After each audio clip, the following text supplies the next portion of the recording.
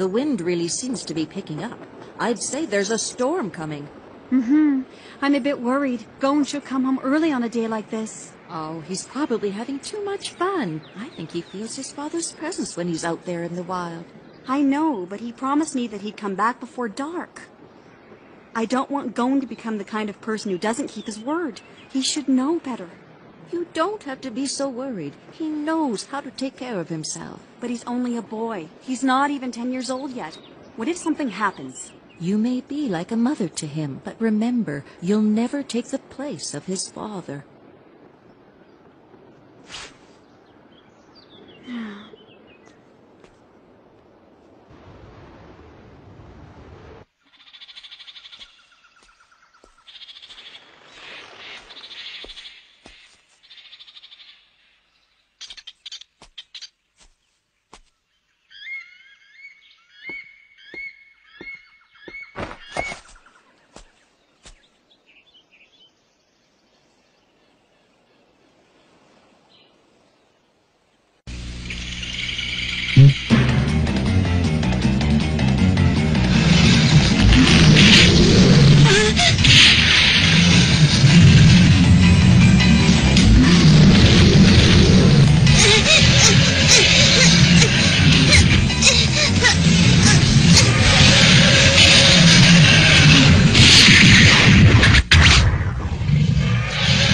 Patawad. Kailangan kong gawin to bago ka makapanakit ng tao.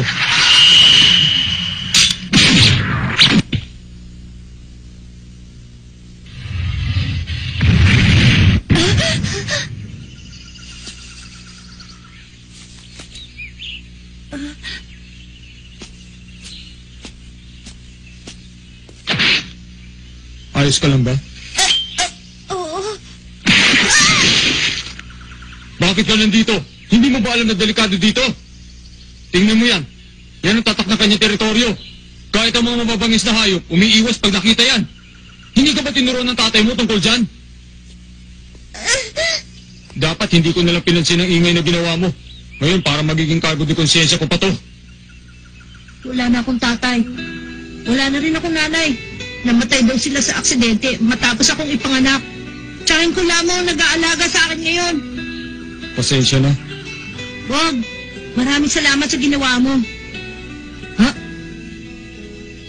Anong gagawin mo dyan sa maliit na oso? Ano pa ba? Ha? Mamamatay din naman siya sa gutom.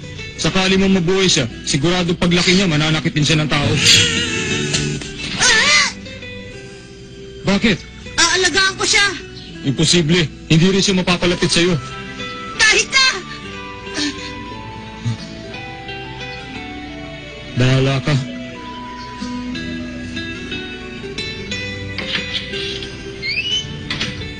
Gon! Bakit ka ginabi? Hindi ba Patawad. Tita Mito. Gon? Ano nangyari? Bakit may sugat ka? Kasi po, nadulas po ako kanina sa may gubat. Tita Mito! Hindi ka masusugatan ng ganyan kung nadulas ka lang. Kung hindi ka magsasabi ng totoo, diyan ka matulog sa labas. Tama ka, Tita Mito. Nagsinungaling ako. Patawad! Kanina, noong nangangaso po ako, ay nakakita ako ng babying oso. Nung huhulihin ko na siya, kinalmot niya ako, kaya ako nasugatan. O sige, makakapasok ka na. Linisin muna natin yan bago ka kumain. Opo!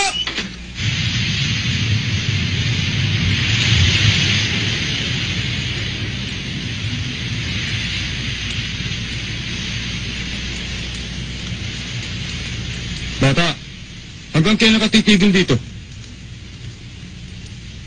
Malamang matagal.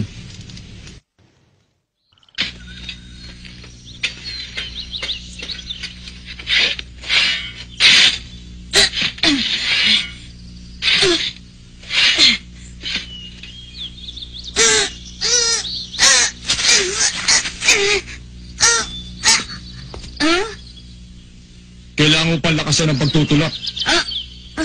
Sige, tulak. Ako nga pala si Kite. Isa akong hunter. Ano po yung hunter? Ang mundo ay puno ng misteryo. Ang hunter ay isang tao na naghahanap ng misteryo at ng iba pang mahalagang bagay na mahirap makamit. Teka, bakit ka pumunta dito? Hinahanap ko kasi ang aking master. Master? Oo. Sapagkat naibigay na sa akin ng aking master ang pinakahuli at pinakamahirap na pagsubok. Ang hanapin siya. Talaga? Hamak na mas mahirap yun kaysa ordinaryong panunugis. Hindi ba sinabi mong wala namang magulang mo? Oo. May alam ka ba tungkol sa iyong ama? Hindi to kinakwento sa akin ni Tita Mito eh. Anong kanyang pangalan? Jean Fritz ang pangalan ng aking ama. Kon, buhay pa rin ang iyong ama.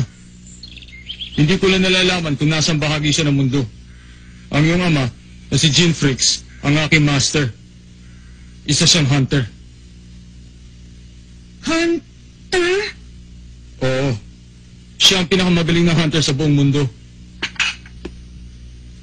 Ano bang sinasabi mo, Gon? Gusto ko na pong malaman ngayon ang tungkol sa aking ama. Sabihin niyo na, Tita Mito.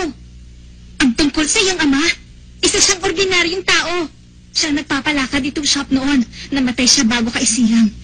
Iyan lamang ang masasabi ko tungkol sa kanya. Pasensya ka na, Gon. Gusto ko lang naman maalis siya sa iyong isipan. Hindi ko kayang tapatan kung ano man ang magagawa para sa iyo ng iyong ama. Pero sa palagay ko, hindi pa ako nagkukulang. Salamat at nauunawaan mo ako.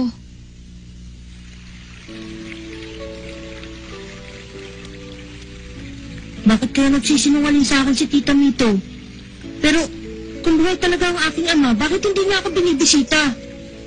Siguro nga talagang pinabayaan na niya ako.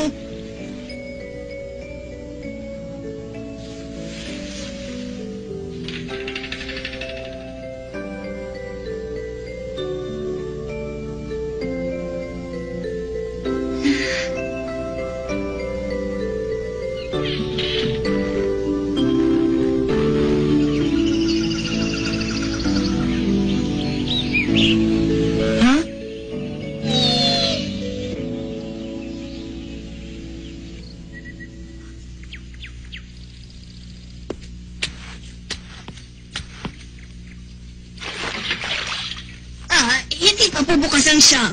Pasensya na po. Nagmamadali po kasi ako eh. Gusto mo ba yan?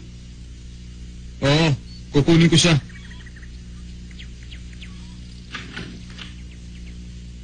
Mama, tatawag kung nahuli ako. Last si Con. Naku, mayroon ka pa ng customer. Pasensya eh, hindi kita napansin. Ayos lang. Kung tutuusin, ako dapat ang humingi ng tawad eh.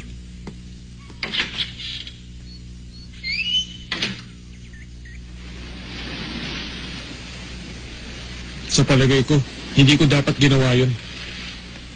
Pero, nung makita ko siya, Magsisisi ka lang. Kung gusto mo yung sunugin, dapat noon pa. Bakit ngayon mo lang gagawin? Mama, natatakot ako.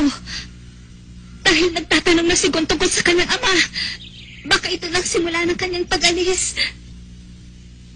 Kung gusto mo talagang maging kanyang ina, dapat mong maintindihan na darating ang araw na siya ay mawawala sa'yo. Hindi mo yan mapipigilan. Kagaya nung nangyari sa kanya. Oo. Ang kislap sa kanyang mamamatay katulad ng sa kanyang ama. Hindi niya ito mapipigilan. oo, siya ang naging pinakamagaling na hunter. Higit sa lahat, ang hayop ay napapalapit sa isang tunay na hunter.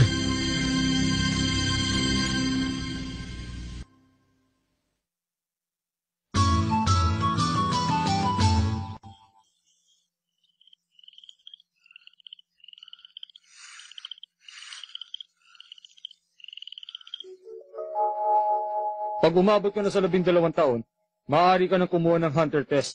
Bahala ka na kung anong gagawin mo bago dumating yun. Yun ay, application card sa hunter test. Tita, susubukan ko ang hunter test. Pero bakit?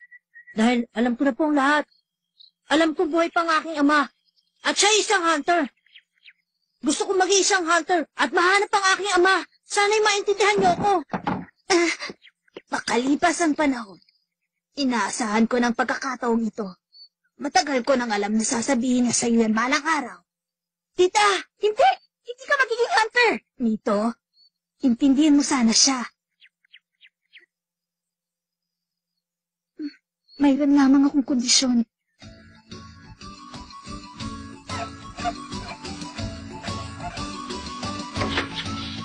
Huhuliin ni Gon yung magic guardian fish. Oo, sa loob ng 1 linggo. Ewan ko lang kung mahuhuli niya yung isda. Malabo. Balita ko masyadong malaki yung isdang yun. Kahit 5 tao, mahihirapan dun eh. Kung hindi niya magagawa yan, hindi niya makakayanang maging isang hunter.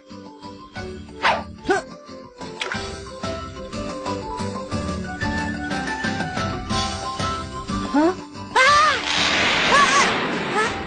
Ayun na! Huli ka!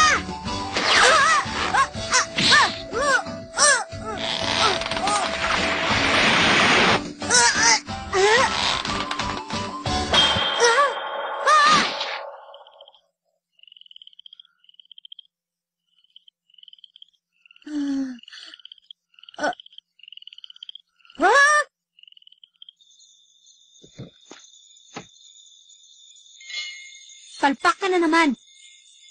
Tita, pasensya na. Napunit ang damit ko eh. Ba't ayaw mong tumigil? Bakit hindi ka pa sumuko?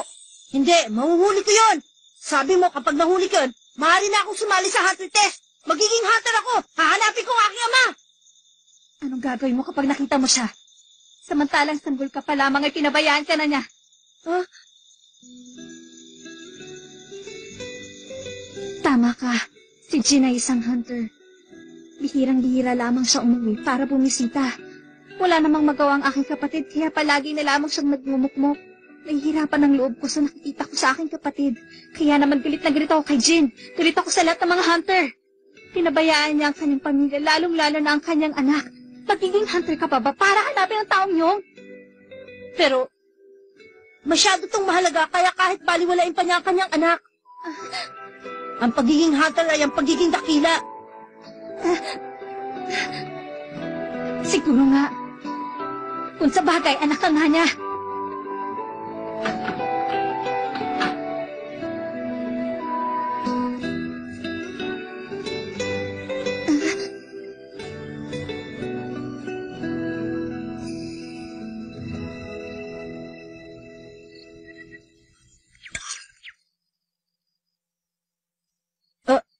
Nasaan po si tita? Ngayon ang huling araw ng inyong usapan.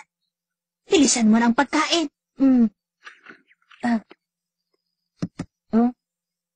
Gusto kong buksan mo yan.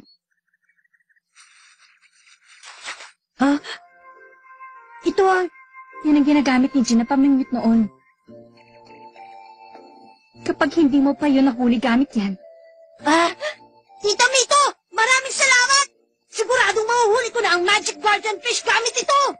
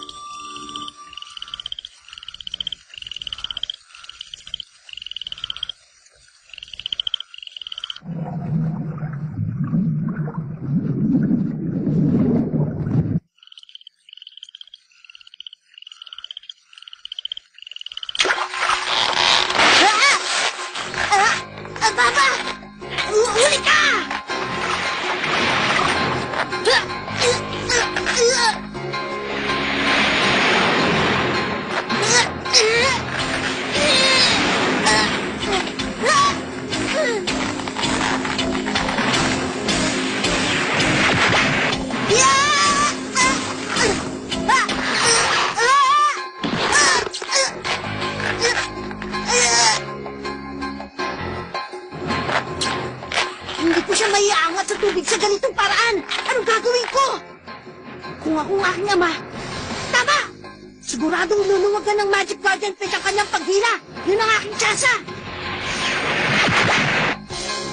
Ngayon na!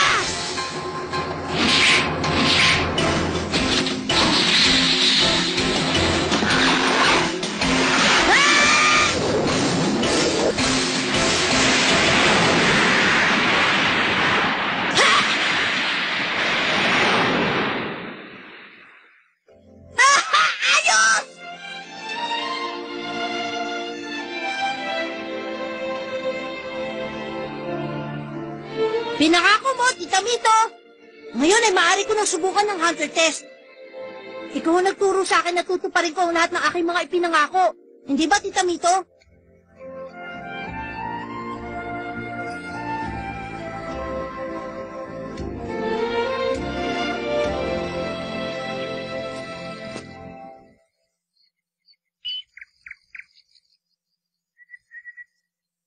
Gawin mo ang gusto mo. Salamat po!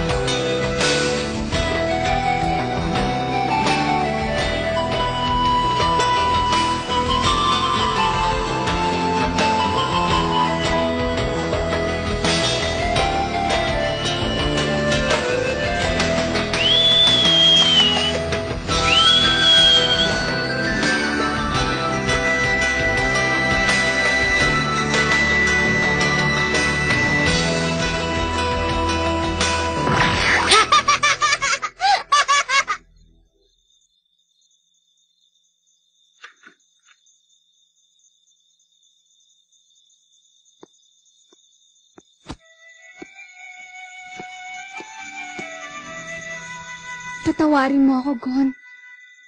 Dahil matagal na ako nagsisinungaling sa'yo. Hindi ka pinabayaan ni Jin.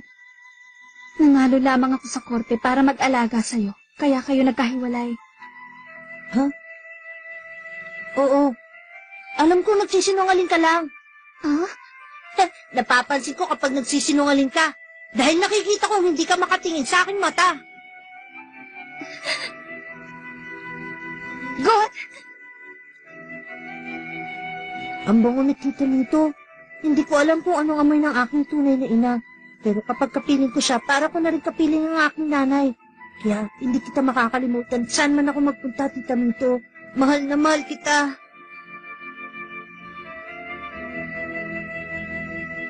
Ang huling pagsubok ay hanapin siya. Yun ang pinakamatagal at pinakamahirap gawin. Sapagkat siya ang pinakamagaling na hunter.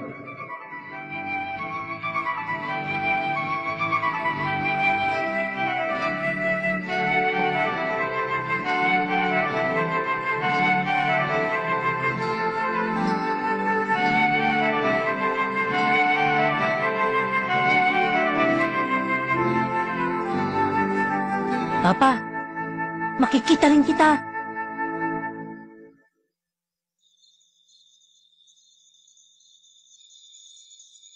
Ilan pa. Hina ka naman eh.